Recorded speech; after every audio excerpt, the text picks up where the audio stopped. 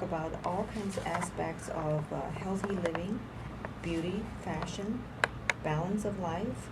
We have been talking about weight loss, diet pills, and I'm Dr. Tong Lee, your host, joined here by my co-host. Kurt Wilhelm here on Voice American World Talk Radio.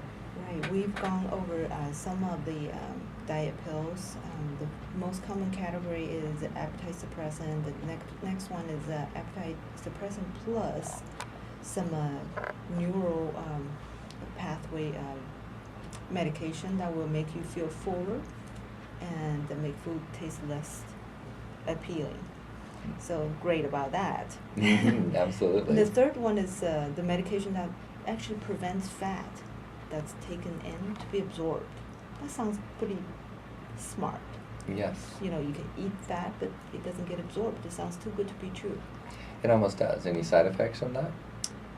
Yes.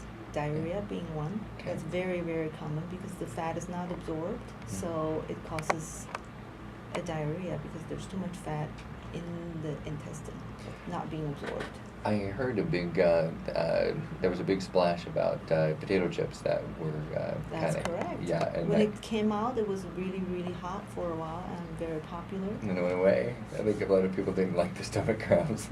Well, does it work? People ask. It does work moderately. Mm-hmm. It says, the statistics show it will help you to lose about 5 to 10% of weight, which is easily accomplished by regular diet and exercise. Mm-hmm. And I think the drug is called Alistat, I think. Orlistate. I can't say it. Anyways, it blocks 30% of dietary fat, not all of it. Gotcha. So the more fat you take in, the more is still going to be left over to be absorbed. And a couple of things to consider too, that fat, if you're eating good fat, is actually an important part of your diet. So if you're blocking it, you may want to consider just eating the right kind of fat to begin with. I can't believe you said that. Yeah, I thought you wanted all the fat out. Fat is actually essential for living, Mm-hmm. for body functioning and cell metabolism.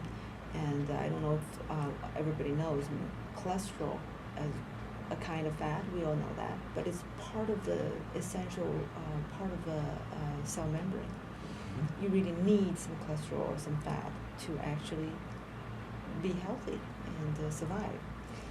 And many vitamins need fat to be absorbed. Those are called fat-soluble vitamins.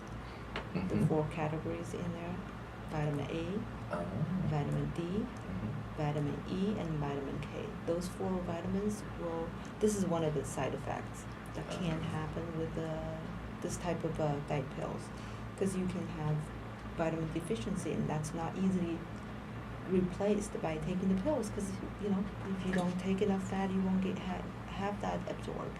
Now, how much? Well, actually, it looks like we're getting close to time to close. A question that we'll cover in a different segment is going to be, how much fat do you actually need? For example, if you take a fish oil tablet or a fish oil gel with that, which might affect your prostate if you're a male, if you take too much of it. But these are things that you're big question mark. How much? What's the ratios? That's a good question too. I think in the food pyramid, the fat is a small top part of it. Mm-hmm. I don't know the exact number, but I want to say is less than 25 grams to 30 grams a day, which is not that much that you need. Okay, very good. So thanks for tuning in to the Ageless Living Show here on World Talk Radio and Voice America. We appreciate our listeners to no end for coming and listening to us and taking notes, participating.